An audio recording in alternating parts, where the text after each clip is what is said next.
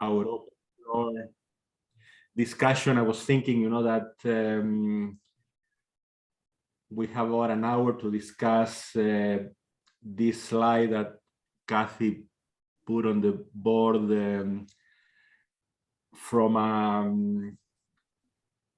holistic perspective to the whole project, I think. So we can talk about all these, the three components, and at the same time integration under the context of these roses, thorns, and buds. And then I was thinking that we break into research, extension, and education rooms.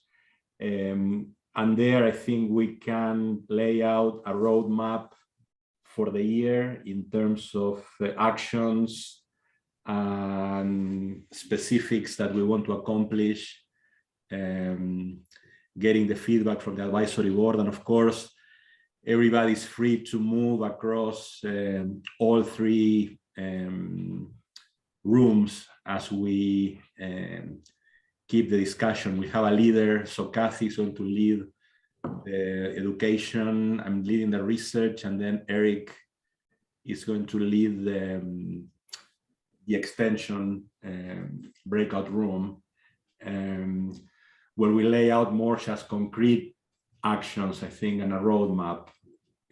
So if we accomplish that, that'll be great. So it's beyond just brainstorming. That's probably more a session for action. And then ideally we finalize with some brief reports from each room, and then as brief brainstorming session again for integrating all these three components. So the extension, research, and education that we've been doing this morning. So that's, I think, the general idea for this. Yeah, and hopefully we should maybe able to finish before the plan that we have. So let's start with this discussion on strengths, challenges, and opportunities, and then integrate it across all three components of the project. So if you have any questions, or start typing into the chat, or so we record all these insights, ideas, comments that the group may have in an open floor.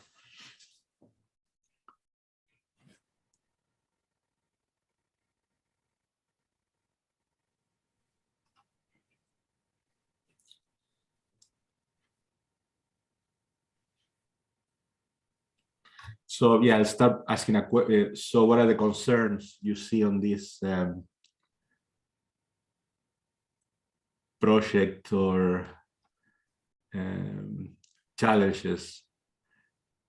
For me, one is what I've been identifying from the beginning is like integrating, and what we've been discussing this morning, trying to keep this as a dynamic and fluid program, as opposed to just compartments and single efforts.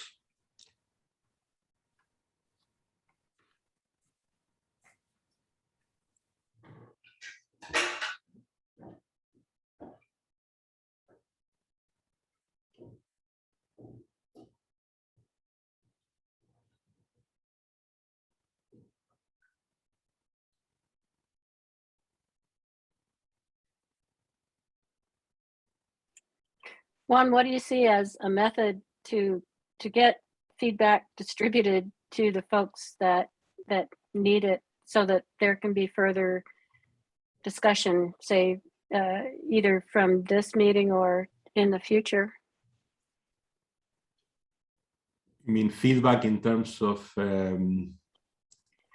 oh, there's been a lot of great discussion, ideas, people to talk to about in my area, different species that could be used. But it seems like it would be really important to sort of like run that past producers and, have that kind of interaction as an ongoing thing before we make decisions. And if we're going to plant some of these plots in the spring, you know, it's a real priority to get that feedback, and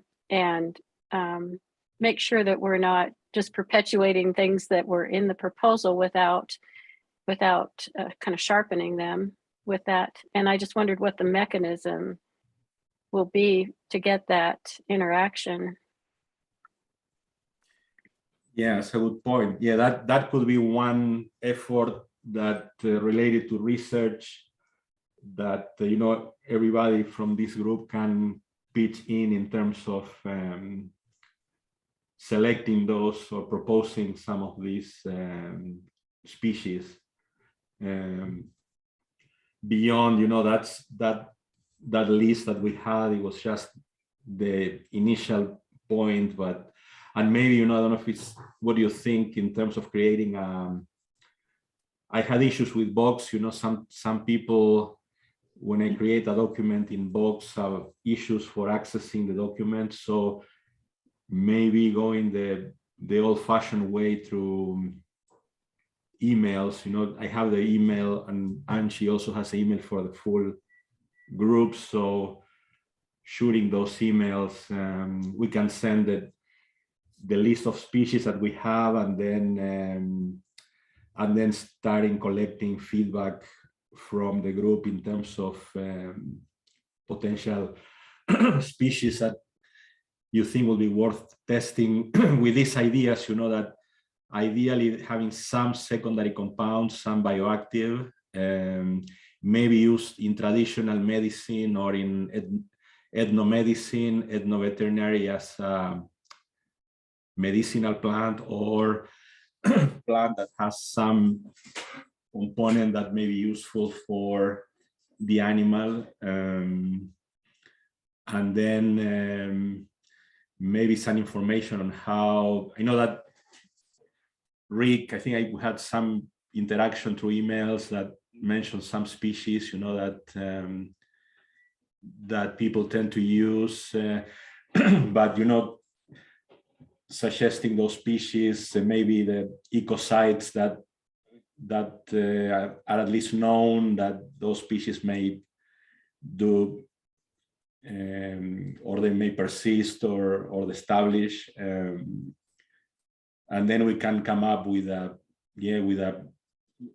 list where we can use, you know, because the plan is to have research plots and potentially some demonstration plots where we can test some of those species. So When you say research plots as opposed to demonstration plots, what do you envision for the demonstration plots? Well, some plots that we could see the, you know, not necessarily following the experimental design that you propose, maybe with less species and without the number of replications that we are proposing for the research. You know, it's a much more the same way we do the demonstration plots for the Foodscapes, which will be at a much smaller scale. Maybe we can have those close to these grazing, for instance, grazing schools, maybe, you know, some at this open, when there's some land in some school, you know, any location that you think might be worth. We won't, of course, get a really long or big list of locations, but at least have some that we can show, you know, when we do these grazing schools or the any education component of the project. So without having, that's what my vision is, that without having to worry about having the right number of replications and number of species, maybe even an unreplicated plot, you know, that's. It might be something that we could get, maybe just check through extension to see if there are county agents who would be interested in demonstrations like that. it would be nice to have somebody on site to kind of shepherd it and give us information on how well things are doing, because you'd hate to put something out and then have it just be a mess and not even know about it. Yeah, we need to get some people from the group, that willing to help with that for sure. Well, not necessarily folks that are already involved in the proposal. Yeah, or additional people, that you think that may be interested in. And if we're going to have an email discussion, maybe we can check with folks who are part of the proposal or are engaged already, and just find out who would be interested, and maybe have a discussion that isn't limited to one or two people, like going back and forth, because it would be great to have somebody else commenting as you're saying, well, what about this species? And they could say, well, we've tried that, or I think some of the plant materials that we used may have huge amounts of value, but maybe they're so agronomically unworthy that they aren't practical. You've been talking about functional plants, which I think is a great word. We want things that will function reasonably well in a variety of circumstances, I think, at least as kind of a base group of plants. Jennifer, somebody suggested there's some parallels here, because of what we're doing in education. We want to have practical applications in the classroom. So we're working closely with classroom teachers on a bi-weekly basis. So what you're talking about, I think, is you want what you're doing with the plants to have practical applications, and that they will implement at the producer level, right? Yep, that's right. So, the model we're using that seems to be working well is we meet 1 week as an education team, and, we plan for our lessons. We come up with questions that I take to Juan and Eric, but also questions and ideas for the teachers. And then we meet with the teachers on the alternate week. So, we have regular meetings and getting their input. So that's a model to consider with the producers. I think sometimes, if you have an interesting topic, there's a little flurry of input, and then it kind of goes away. So I wouldn't want to impose sort of regular, meetings that everybody sort of gets tired of. I think it would just be nice to have a group that's interested, and they can drop in and drop out if they wish, but so that we don't miss valuable experience and input as we're building this. I think we have a great baseline group of plant materials, but we're going to be learning a lot, and it would be nice to be able to communicate that with folks that are directly interested in their value for these resource islands, and then get input on what else we can be trying.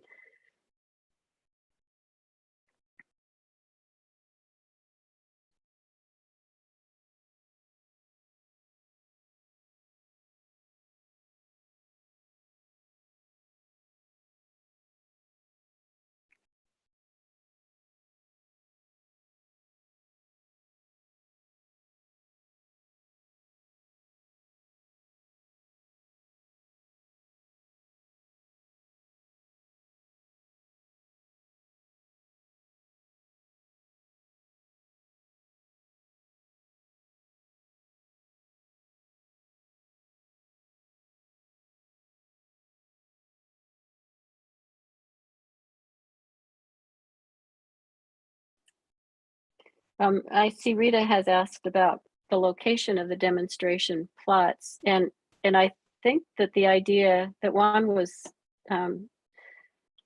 suggesting was that they be accessible to maybe folks who are engaged in ranching more than students, but certainly not limited to that.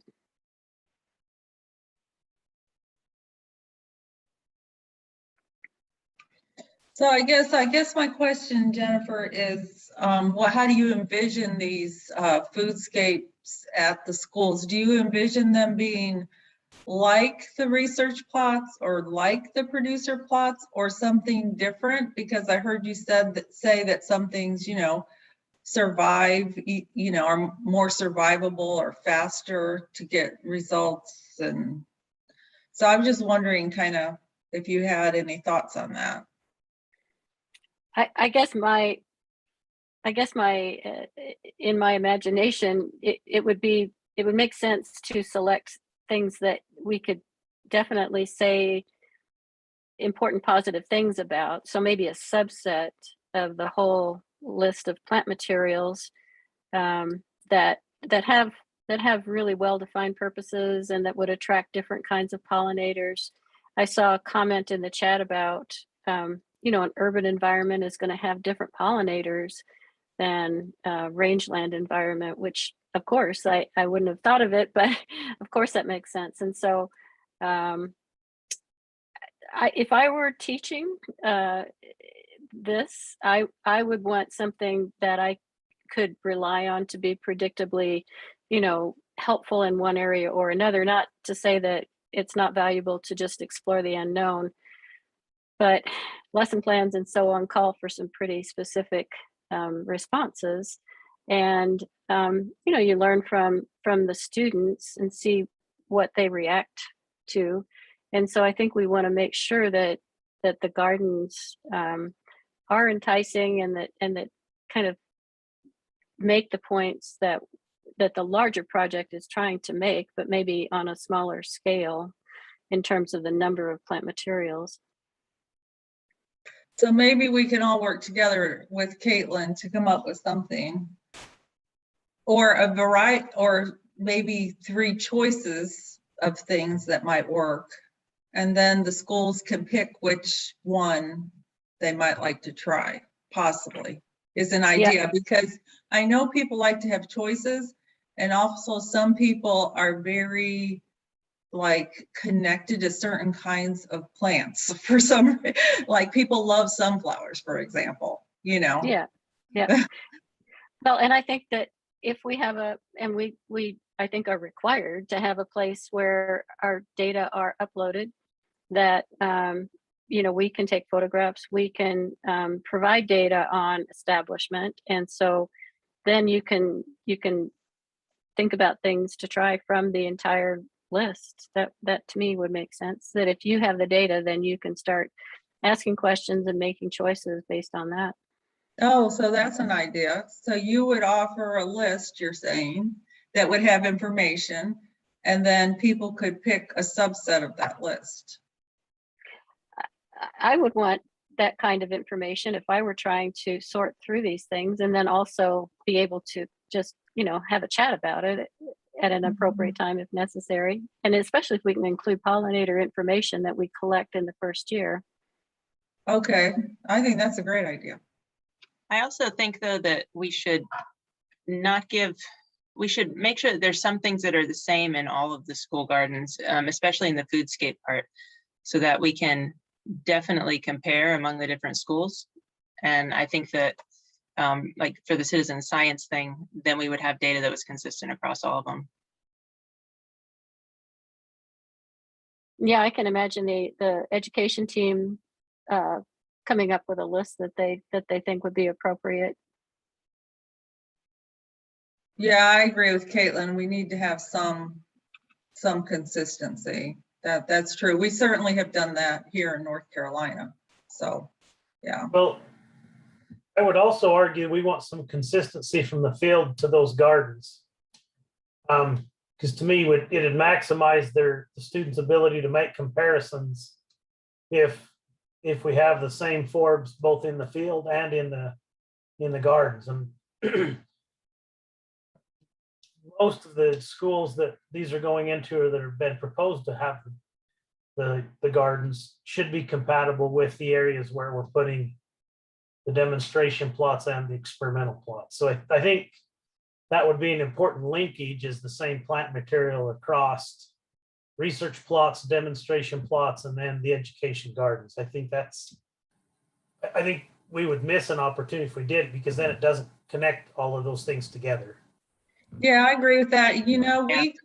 we could include wildflowers if we're concerned about them blooming early and late in other parts of the garden. There are other, you know, they can Yeah. be in and among other things, so. And Rita, we could also give them more choices in that area then. So we could say you have to have these things in your foodscape. Like even if Mhm. it's just 5 plants that are consistent across all these different things. And then the other things are, you know, we can give them a big list and they can see what they like the best. Oh, sure, they can plant them in their plots, they can plant them in they can plant them everywhere if they want to. Yeah, it looks to me that a great opportunity to make this integration among components of the project will be this trying to build this list of species. And I think it's that starting from ground zero, right? That's where we kick off this project, right? So looking at what is in these islands. So that I think if we create this group, and I see great comments here, you know, from Chris and Taylor, Rick, there's several great comments that are all related to this idea of species. So if we circulate this, I have to check, you know, maybe through emails or maybe in our website, if we can set up a link where for members, you know, we don't want to make it public because it can be a big mess, but within the advisory board and people involved in the project, if we can get like link where we have like a chat, you know, having something like this chat here now, that you know, after lunch or whenever you are thinking about or you hear about any comment related to the species, you just type that into this chat. And so I'll check if there's a feature that we can have in our website where we can use as like the brainstorming link for species identity, I guess, anything that relates to that.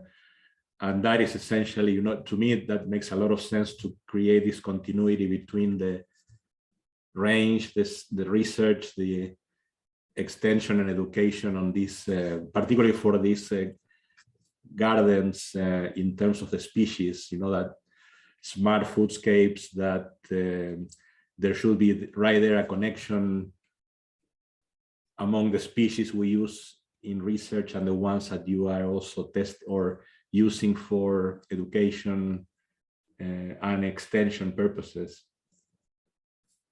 I really like the idea of something that would be on the website and that would just stay there, and that anybody involved in the proposal could jump on and make a comment. I think that's a great idea.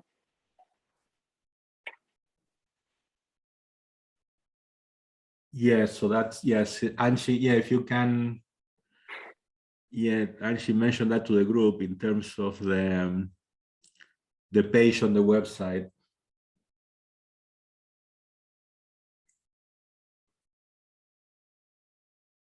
Yeah, so that's, maybe that will work even better than the, and she's going to check, you know, that maybe that will work better than like these emails going back and forth. Because yeah, we're already getting a pile of emails coming all over so yeah, if you have just a link where like a chat like this, and I know, you know, I've been discussing this already with Randall. I don't know if he's here today, but Randall and well, Eric. So that's okay. So Slack. So Jessica is suggesting this.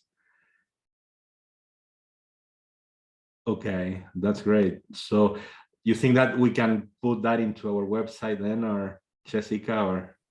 Well, I was just going to chime in. I wasn't clear if we were talking about something that would be accessible to the public or it's just something for internal communication, but I have seen on a couple of these, big interdisciplinary research projects that I'm working on that using Slack can be good if we can kind of encourage people to communicate through Slack rather than through email, because you can send documents in there, have conversations. So if people are pretty consistent about using it, then it can work quite well. And that's, so you think that's a link within the, that we can put in the website, or this is just website where you just create your own group? I think it's an application that would be available more like on a mobile phone. Yeah. Yeah, So it's definitely an app. I don't think it's something you'd put in the website. And like what I do is I save it to my desktop, so I get notifications when people, okay, when there's a conversation going on in a thread that I'm following. So like, for example, I would definitely, there'd be certain threads that are more of interest to me that I would follow. I would say that if we do go this route, that it might be a good idea for us to have some sort of quick training on the best practices for using it, so that everybody kind of knows what we're doing on there and uses it in a similar way.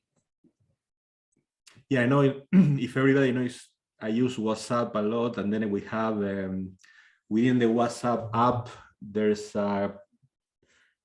we can create groups, within that application, and maybe this is the same. It's like you have it in your phone, and then if you become part of a group, then that's something that you can communicate within that application, and that's, yeah. And also you can upload, so this may be the same, you can upload the documents, chat, anything, and that's and then it's just for the group, it's for the, so we can put everybody in that that application uses the phone numbers, and then you just get that info, anything, thoughts, no species, and it's been really useful for a group we have in terms of people are looking for jobs and posting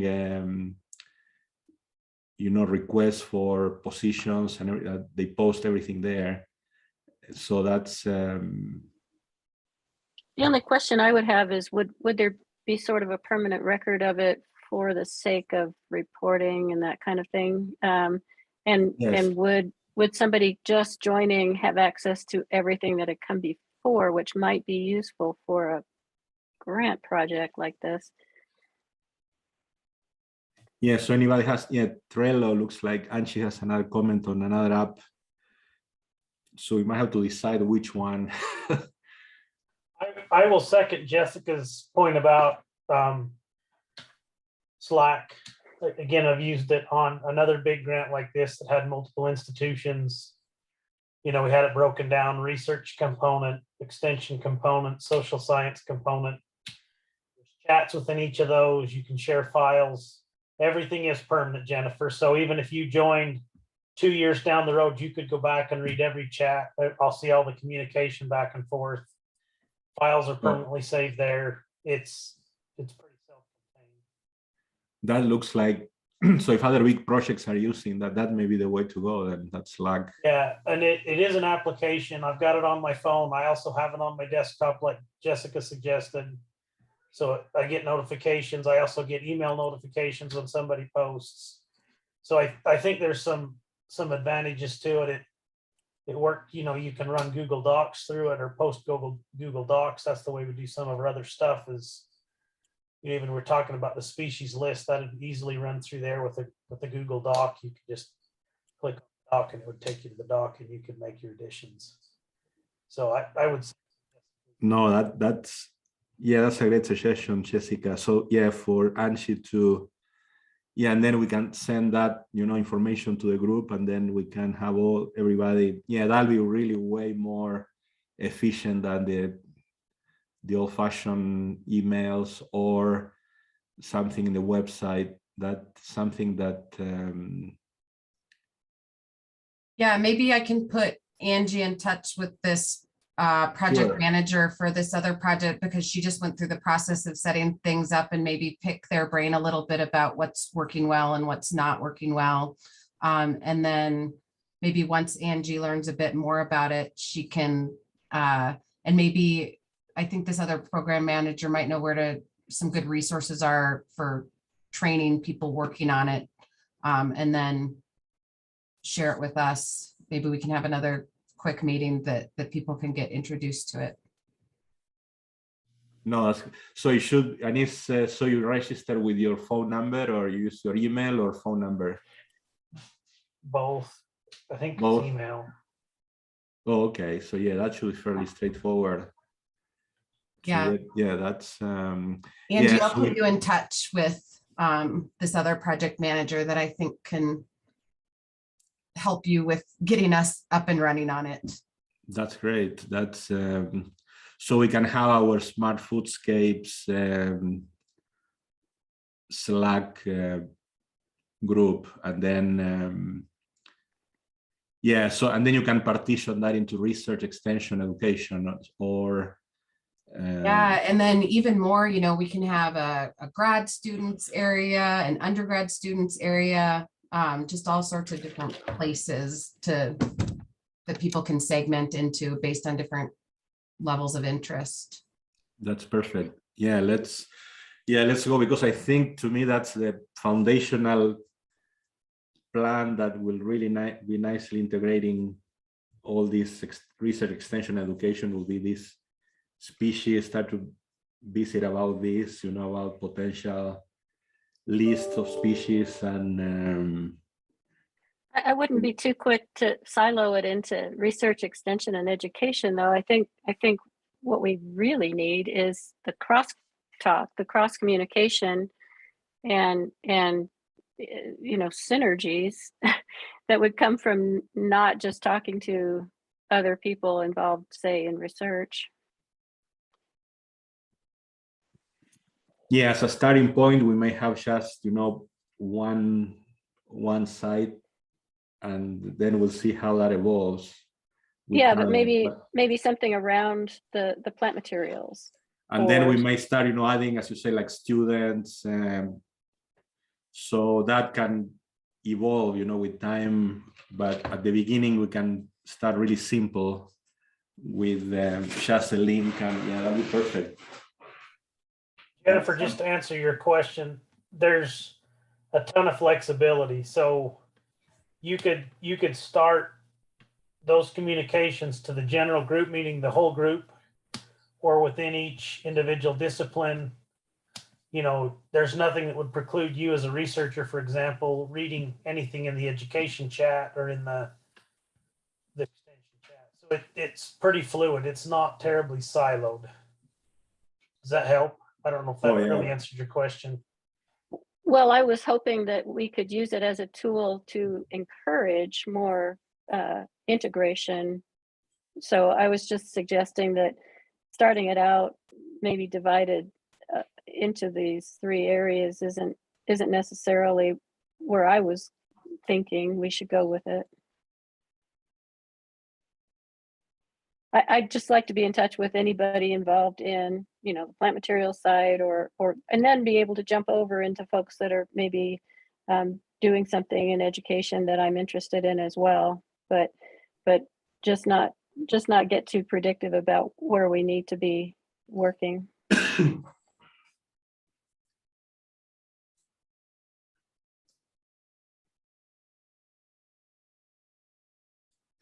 No, that'd be a really great way to keep everybody in the loop and updated with another experience I have with these groups is also the trying to minimize the comments, and because in many cases can be, especially in big groups, can be overwhelming, you know, getting lots of messages on a daily basis. So we can but yeah, I think we can try at the beginning and see how we can manage this, but this can be an amazing tool, I think, for integration and setting up the basis for these first steps on species identity. I think that that'll be one component that that can, you know, move across all the research, extension, and education. Yeah, actually, that was one of my questions, you know, for these gardens, which species you are planning on seeding on those. And I see on several, you already have the beds and everything. So it's something that we need to address probably as soon as possible in terms of species. And I remember we talked about this, you know, saving some of the seed that we use for these gardens. But yeah, now it seems that we are reaching the point where we need to make decisions on which species, because those gardens are going to be seeded this spring, right? Or at least one of the gardens, or Juan, are you talking about the school gardens or The are you school talking about gardens. something else? Okay. yeah, the school gardens. Yeah, yes, for the elementary schools. So They'll are coming start this this spring. spring, yeah. So yeah, so this is something that requires almost immediate attention in terms of the. Yeah, and for sure we have that list that we already seeded, right, Jennifer? So that's one starting point. Yeah, but we won't have any data on the plant But we don't have any materials dates, no. until, you know, for a year. But you have the flowering, right? So the flowering periods and I'd have to pull up the proposal to recall exactly what we listed for everything. yeah, so that may be one of the, since we don't have any other information, well, and then we have information on the chemistry of, or the bioactives that at least some of those species we think they contain, you know, for you know, like antioxidants or antibiotic, antiparasitic, all those. We have some of that information that, you know, that may be another topic to talk about, you know, for your education purposes, is looking at all these, talking about ethnomedicine, ethnoveterinary science, and the role of that those bioactives have played in through history in terms of enhancing animal and human health. Yeah, and one I shared a link yesterday to an article that Caitlin had shared on indigenous gardening and ways to address some of the climate change issues also. So yeah, we're linking to indigenous gardening practices and native Right. plants. Yes. That's great. You know, that's something that that for sure is really significant. You know, there's a lot of interest on that, on how that, and that integration between, you know, ethnomedicine and ethnoveterinary science. So, and how they are connected, you know, that many cultures have actually their own gardens for their animals and for themselves. They share essentially the same plants for their health and their animal health. Yeah.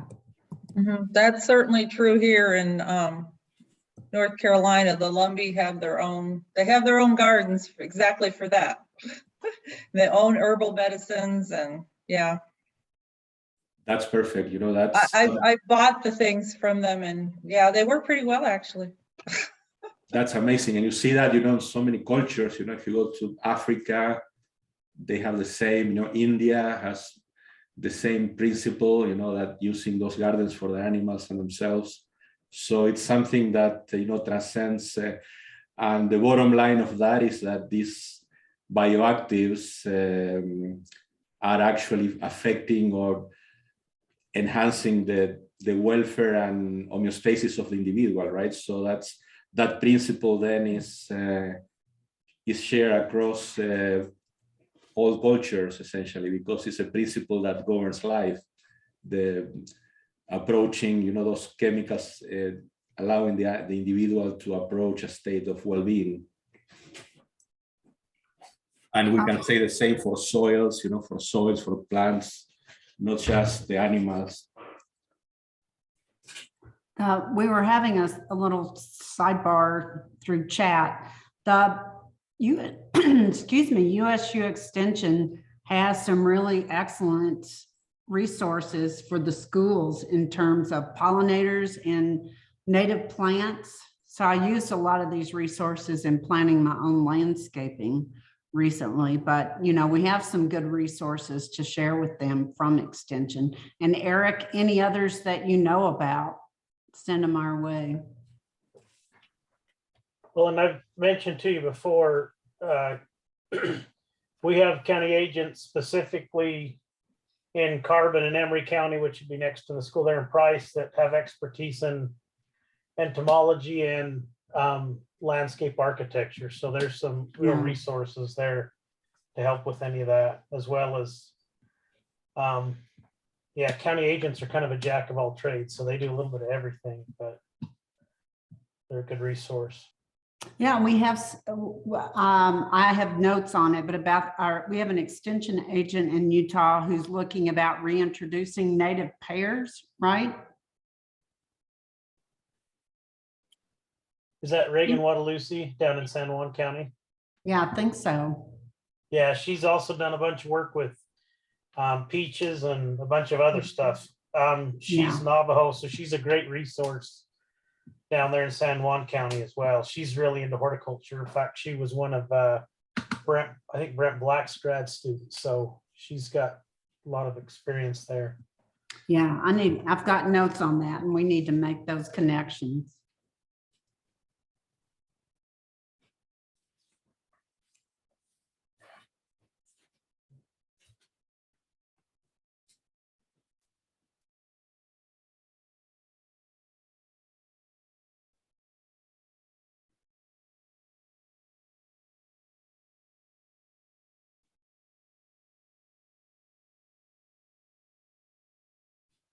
Okay, yeah, it's a great resource here on that link that I think is probably sent on that guide, Jennifer, in terms of species and all these characteristics of the species, bloom time and so on. Yeah, I'm wondering if through the communication platform, Slack, I do believe, some kind of resources list could be developed by region. I've heard a lot of people mention a lot of different people's names that have expertise in all these different things. Be nice if there was some kind of list, maybe. Oh, you mean names of potential collaborators in different regions that have different types of expertise. Yeah, and actually we got some right during this meeting. I know that Rick sent some names, and also, Karen Mock gave you some names to Jennifer. So potential, people at least we can visit and see that, pick the reins in terms of potential species that we may recommend.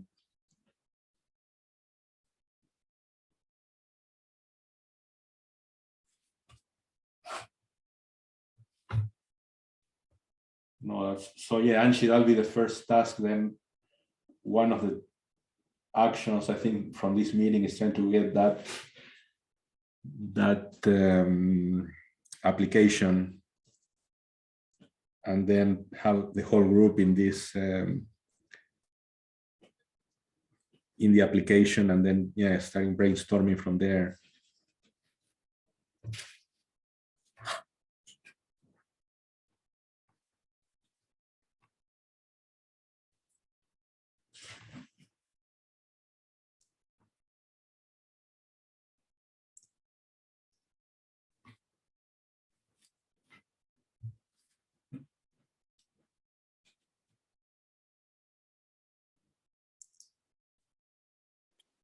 Yeah, that website that Brody put up is you can put in the common name or the species name and get to any of the plant materials on our list, and then that's where you can link to the plant guides for each one of the species. So it's a real font of information. So that's a great link to use.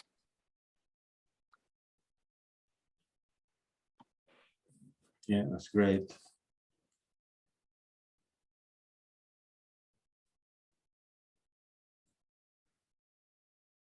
So yeah, going to another topic as beyond the species is, I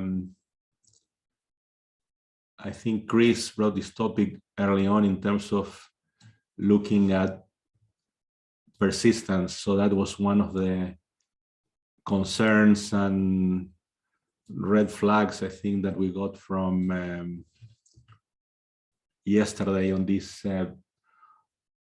islands. So once they're established and ready to go, that's a concern that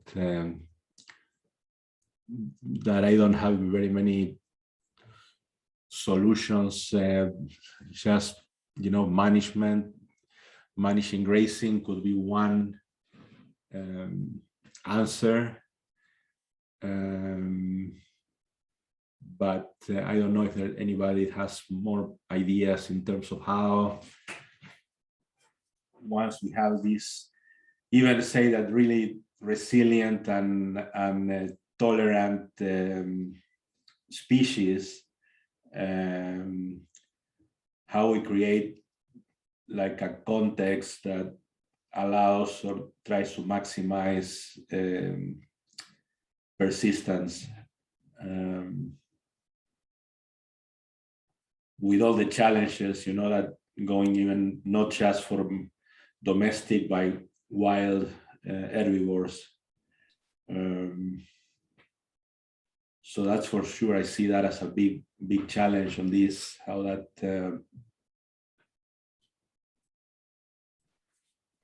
Well, alfalfa is a classic because it really needs that 6 weeks between, in this environment anyway, the beginning of September and mid-October to rest and to restore carbohydrates to the taproot. And yet that may be kind of a prime time when it would be desirable to have it available for grazing. So there's if you graze it at that point, then it undermines the persistence. It's something that alfalfa producers probably are aware of, but just more generally, it seems to apply to a lot of deep-rooted, tap-rooted legumes. So that may be kind of an Achilles heel of this as well. Yeah, maybe in some sites, I work in a ranch in Colorado where mostly, of course, aspen has the same issue, right? So herbivory on aspen by wild herbivores is an issue. But, ranches, they have a really high density of elk. It was clear in that landscape that the forbs, that abundance of those forbs were way below what we had in another ranch from the same owner, that the density of elk was much lower. That's so there may be sites, that, of course, this particular owner, he's a hunter, so he really tried to have elk at his ranch, and then he fenced all the aspen, so he had all his aspen stands were fenced, so you can imagine the investment. But it was clear, we did an assessment on the landscape, and the forb component was way below in that landscape relative to another ranch he had, where the number of elk were way below that density, that was amazing. He had, I don't know how many animals he had in that, hundreds of elk roaming around. So it's so there may be, you know, sites that, given the density of wild herbivores, that this may be this simply might not work, or unless something else I mentioned, we talked with Matt that these plots are fenced, you know, that's and this well, not a rancher, but he did that for aspen, right? All his aspen in the ranch was fenced with chain link, or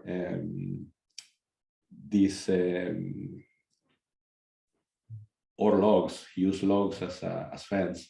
So that's something that maybe at large scales, maybe something to think about as well, you know.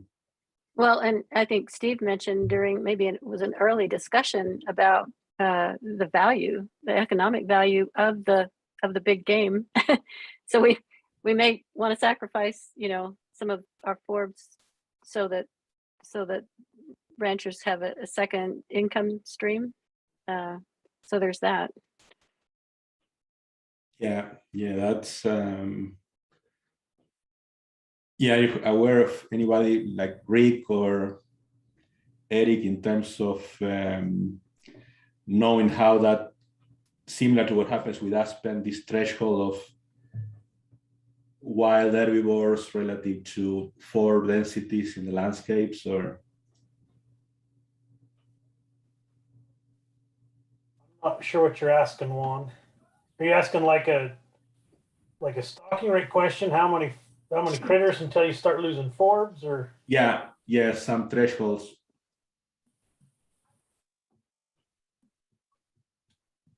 Rick, you turn on your camera. Any idea? I've visited, or any other Colorado?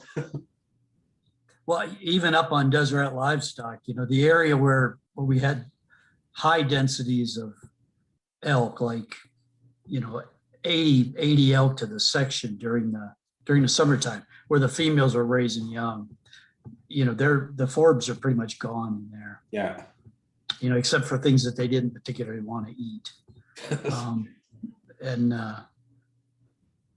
But you know, what's funny about the plots, when I think, you know, there were all kinds of plots put in at Deseret, and the very first plantings that I'm aware of there were put in like 1979 or 80 before I ever got there. And what they were they had put in about 20 unsuccessful oil wells on the ranch. And so all those wells had to be reclaimed. So you had these little green postage stamps out there. And Greg Simon was the boss at the time, and he was using those reclamations to try out some of these introduced species. So, you know, alfalfa and sainfoin being two of them, small Burnett.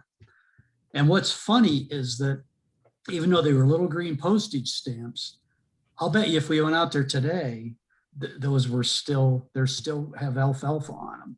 And one in particular that I could think of was up on the mountain, so that it was grazed basically summer long by elk and mule deer and cattle or sheep when they were up there. And it was amazing how well they persisted. On the flip side, there were seedings that we put in where we saw a good establishment the first year, and then maybe, and I recall one planting that was just covered with sainfoin. It was grazed early in the year after it was planted, and the sainfoin was gone. It just totally disappeared. It can be, you know, you can have different results basically on the same soil types from one year to the other that you can't always explain. Yeah, but, really good point. You know, but high densities of elk season long certainly were tough on forbs. But I think a lot of the stuff that you're talking about working in, if we're looking at low elevation, you know, that priority of low elevation, monotonous stands of crested wheatgrass or other or annual grasses, I don't think elk is going to be that big of a deal in most of those areas during the growing season. It'll probably be more livestock and perhaps deer or pronghorn.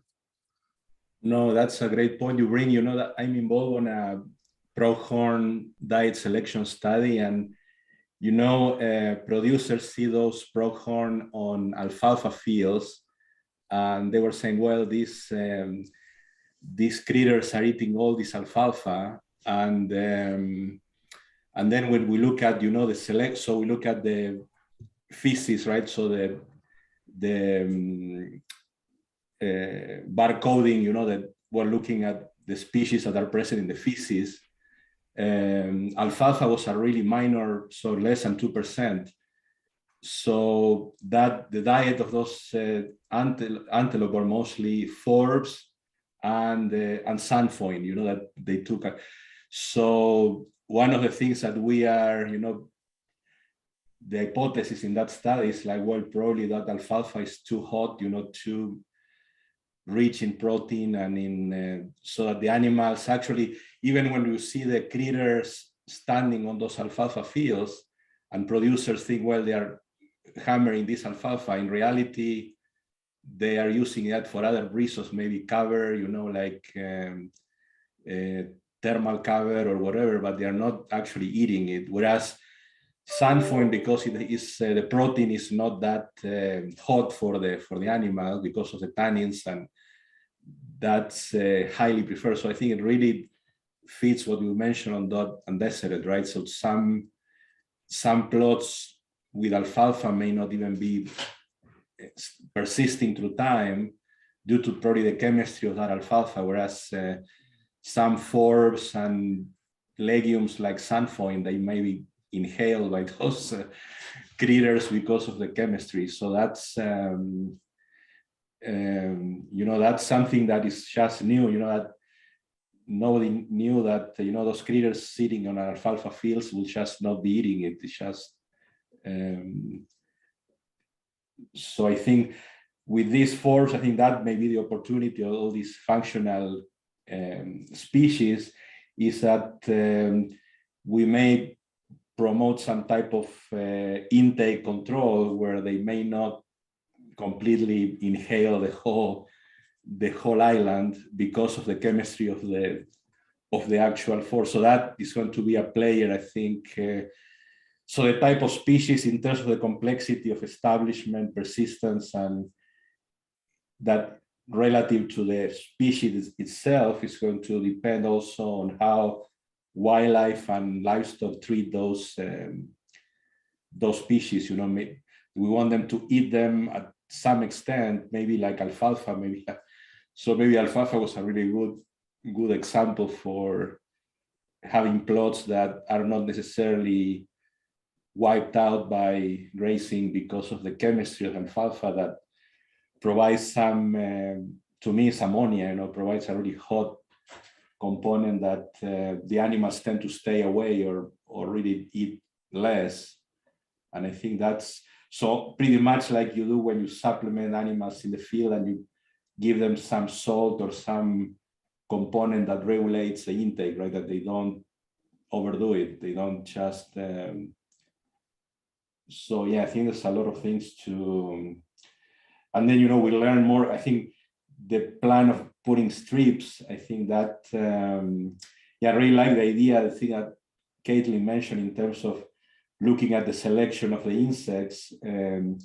We'll be also looking at, the selection of the cows as well in terms of which strip they actually prefer on that island.